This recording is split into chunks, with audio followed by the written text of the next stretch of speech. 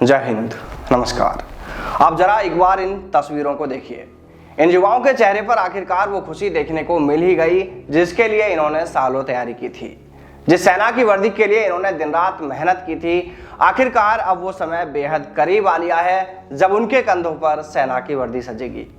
देखिए, सरकार ने भले ही सेना में अग्निपथ योजना लागू कर दी है और इससे भले ही बहुत सारे युवा यानी काफी हद तक युवा इससे आज भी नाराज हैं, इसका विरोध करते हैं। और जो जज्बा, जो जोश, जो जुनून सेना में भर्ती के लिए युवाओं में पहले देखने को मिलता था, अब वो बात भले ही देखने को नहीं मिल रही हो, लेकिन दोस्तों फिर भी सच ये भी है कि अब भी सेना में जाने वाले युवाओं की संख्या कम नहीं हुई है।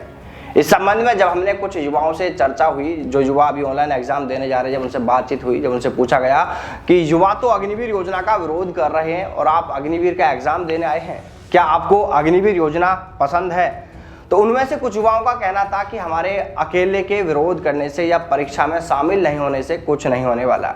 गलती हम तमाम युवाओं की ही रही है जो सिर्फ और सिर्फ अपना अपना फायदा देखते रहे। एक युवा ने उनमें से कहा कि अग्निवीर का विरोध करने से भले ही युवाओं की मांगे नहीं मानी गई हैं, लेकिन दूसरी तरफ कुछ इससे फायदा भी हुआ है। हमने कहा भाई कैसा फायदा हुआ है? तो उसने कहा कि देखो, अग्निपथ में 4 साल के लिए वो युवा शायद अब नहीं जाना चाहेंगे जिन्होंने ग्रेजुएशन किया है या जिन्होंने 12वीं पास करके कोई स्पेशल डिग्री डिप्लोमा कर लिया, विशेष क्षेत्र में कोई डिप्लोमा कर लिया, यानी जो अभ्यर्थी पढ़ाई में अच्छे खासे हैं और उन्हें ये लगता है कि वो किसी दूसरे सेक्टर की तैयारी करके भी सफल हो सकते हैं, तो वो युवा अग्निवीर में किनारा करके दूसरे सेक्टर की तैयारी करने में लग गए हैं। तो ऐसे में अगर युवा दूसरे सेक्टर की तैयारी करने के लिए चले जाएंगे, जो होशियार युवा हैं, तो एग्जाम में कंपटीशन कम हो जाएगा।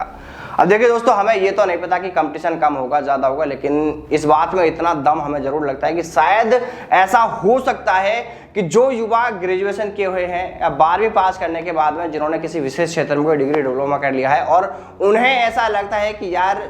4 साल की नौकरी करने से अच्छा है कि मैं थोड़ी और अधिक तैयारी कर लेता हूं और इतनी तैयारी मैं कर लेता हूं कि ताकि मैं एक बार थोड़ी तैयारी ज्यादा करना पड़े लेकिन एक बार में ही परमानेंट जॉब मुझे किसी दूसरे क्षेत्र में मिल जाए इस 4 साल की नौकरी से, तो वो अच्छा ही रहेगा। देखिए दोस्तों, आप सभी को एक कड़वा सच और बता दें, आपको बता दें कि जो युवा अभी अग्निवीर बनकर सेना में जा रहे हैं और जो अभी कुछ युवा ये कह रहे हैं कि भले ही 4 साल की हो नौकरी या 4 दिन की हो, देश सेवा है तो देश सेवा है। तो देखिए दोस्तों, ये बातें अभी आपको कहने में बहुत अच्छी लगेंगी, लेकिन जब 4 साल आपके पूरे होंगे और आपको घर भेजा जाएगा, तब आपको पता चलेगा कि 4 दिन की और 4 साल की नौकरी क्या होती है। देखिए, आप में से अधिकतर युवा कोर्ट भागते हुए नजर आएंगे उस समय, लेकिन सरकार ने आपके लिए पहले से ही पूरा इलाज करके रखा है। योजना की पॉलिसी में सारे नियम कायदे पूरी तरह से सेट कर दिए गए हैं कि आप किसी भी तरह यह दावा नहीं कर सकते कि आपको सेना में परमानेंट किया जाए।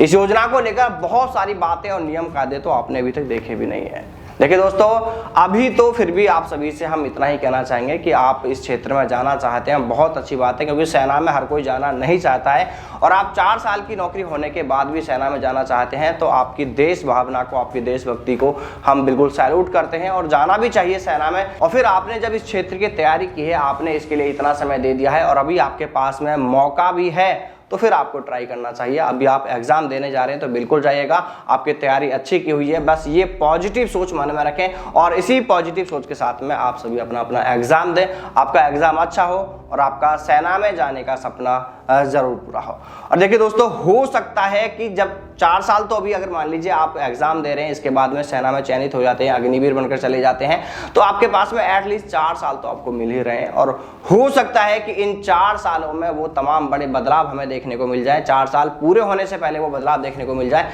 या फिर हो सकता है कि यह योजना ही वापस कर दी जाए और सभी अग्निवीरों को परमानेंट भी कर दिया जाए। दोस्तों, आप इसको लेकर क्या सोचते हैं? आपकी राय कमेंट करके जरूर बताइएगा। जय हिंद, जय भारत, वंदे मातरम।